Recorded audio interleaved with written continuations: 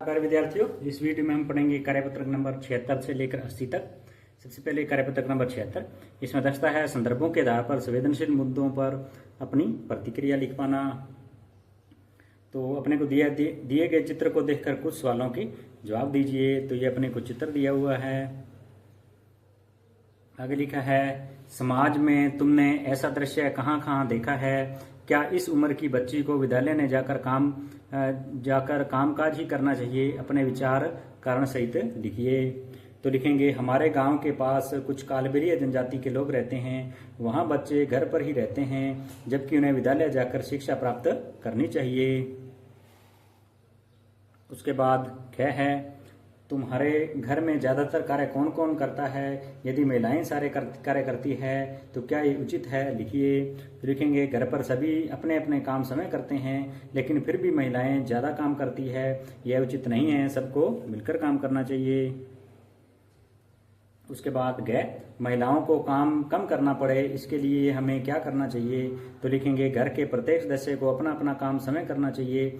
यदि सभी उनके काम में सहयोग करें तो उन पर काम का भार कम हो जाएगा। तो प्यारे विद्यार्थियों, ये था कार्यपत्रक नंबर 76।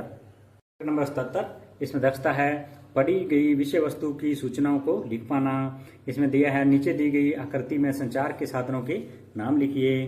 तो इसमें संचार के साधन अपने लिख देंगे, telephone, Doordarshan, fax, cellular phone, समाचार पत्र और रेडियो। उसके बाद आगे प्रश्न नंबर 2 है, एक अनुच्छेद लिखिए। इसमें संचार के साधनों का प्रारंभ से लेकर वर्तमान तक की सामान्य जानकारी हो। तो लिखेंगे, संचार का इतिहास प्राग ऐतिहासिक काल से आरंभ होता है। लगभग 2 लाख वर्ष पूर्व मानव प्राणी के प्रादुर्भाव के साथ मानव संचार में एक क्रांति आई। आज वर्तमान समय में मानव ने इतना विकास कर लिया है कि एक देश में बैठा व्यक्ति दूसरे देश में बैठे व्यक्ति से टेलीफोन, फैक्स, मोबाइल आदि के द्वारा तुरंत संपर्क कर बात कर सकता है। कहीं पर भी घटित घटना का तुरंत पता लग जाता है। तो प्यारे विद्यार्थियों, ये था कार्यपत्रक नंबर 77। नंबर 78, इसमें दर्शाता है सृजनात्मकता, अनौपचारिक पत्र लेखन। इसमें नंबर 1 है, अपने मित्र को होली की शुभकामनाएं देते हुए पत्र लिखिए। तो सबसे पहले समय का पता, 110 गांधी कॉलोनी, सिरोही, राजस्थान।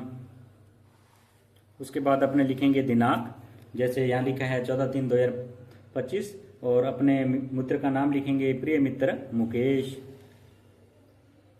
आगे लिखेंगे, मैं यहाँ कुशलतापूर्वक हूँ। आशा करता हूँ कि आप और आपके परिवार के सभी सदस्य भी कुशल मंगल होंगे। मुझे यह बताते हुए बहुत हर्ष हो रहा है कि कई वर्षों के बाद इस बार मैं होली घर पर मना रहा हूँ, क्योंकि पढ़ाई के कारण हर बार मुझे बाहर ही रहना पड़ता था। आप भी होली अच्छे से मनाना, और मेरे परिवार की तरफ से आपको और आपके पूरे परिवार को होली की ढेर सारी शुभकामनाएं। होली का त्योहार खुशियों से भरा हो।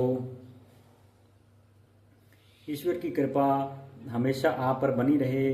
पुनः एक बार आपको होली की ढेर सारी शुभकामनाएं। तो आगे लिख देंगे, तुम्हारा मित्र, अपना नाम लिख देना है। तो लिख दिया रमेश। तो प्यारे विद्यार्थियों, ये था कार्यपत्रक नंबर 78।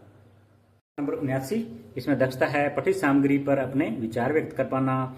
इसमें नंबर 1 दिया है, भगवान के डाकिए कविता की उन 4 पंक्तियों को लिखिए जो आपको पसंद है। तो लिखेंगे, पक्षी और बादल ये भगवान के डाकिए हैं, जो एक महादेश से दूसरे महादेश को जाते हैं। हम तो समझ नहीं पाते हैं, मगर उनकी लाई चिट्ठियां पेड़ पौधे, पानी और पहाड़ पढ़ते हैं। उसके बाद नंबर 2, बताइए ये पंक्तियां आपको क्यों पसंद है? तो लिखेंगे, क्योंकि इसमें कवि ने संदेश दिया है कि पक्षी और बादल एक देश की सुगंध दूसरे देश तक लेकर जाते हैं, अर्थात ये 2 देशों को जोड़ने का काम करते हैं। इनके द्वारा लाई गई चिट्ठियों में एकता और सद्भावना का संदेश छिपा रहता है। उसके बाद प्रश्न नंबर 3, भगवान के डाकियों की लाई चिट्ठियों को कौन पढ़ते हैं तथा इनमें क्या संदेश पढ़ते हैं? तो लिखेंगे, भगवान के डाकियों की लाई चिट्ठियों को पर्वत, पेड़ पौधे और पानी ही पढ़ते हैं। इसमें एकता और सद्भावना का संदेश होता है, जिसे पर्वत और पेड़ पौधे ही समझ पाते हैं। तो प्यारे विद्यार्थियों, ये था कार्यपत्रक नंबर 79। कार्यपत्रक नंबर 80, इसमें दर्शाता है गद्यांश को पढ़कर समझ के साथ प्रश्नों के उत्तर दे पाना। तो इसमें दिया है अपने को आ रही रवि की सवारी, नभ किरण का रथ सजा है, कली कुसुम से पथ सजा है, बादलों से अनुचरों ने स्वर्ण की पोशाक धारी। आ रही छवि की सवारी, विहग बंदी और चारण कर रहे कीर्ति गायन, छोड़कर मैदान भागी तारकों की फौज सारी। आ रही रवि की सवारी, आ रही रवि की सवारी। उसके बाद अपने करेंगे प्रश्न उत्तर। ऊपर लिखी कविता को एक सार्थक शीर्षक लिखिए, तो लिखेंगे रवि की सवारी। नंबर 2, विहंग बंदी और चारण किसका गुणगान कर रहे हैं, तो लिखेंगे ये सूर्य रवि का गुणगान कर रहे हैं। उसके बाद नंबर 3, आपने उगते हुए सूर्य को अवश्य देखा होगा। उगते हुए सूर्य की आभा व दृश्य का अपने शब्दों में वर्णन कीजिए, तो लिखेंगे सूर्य पूर्व दिशा में उदय होकर पश्चिम दिशा में अस्त होता है। सूरज निकलने पर रात भर का अंधेरा गायब हो जाता है। उगते सूर्य की किरणें पूरे आसमान में अपने प्रकाश को फैलाती है, जिससे चारों तरफ लालिमा एवं आभा छा जाती है।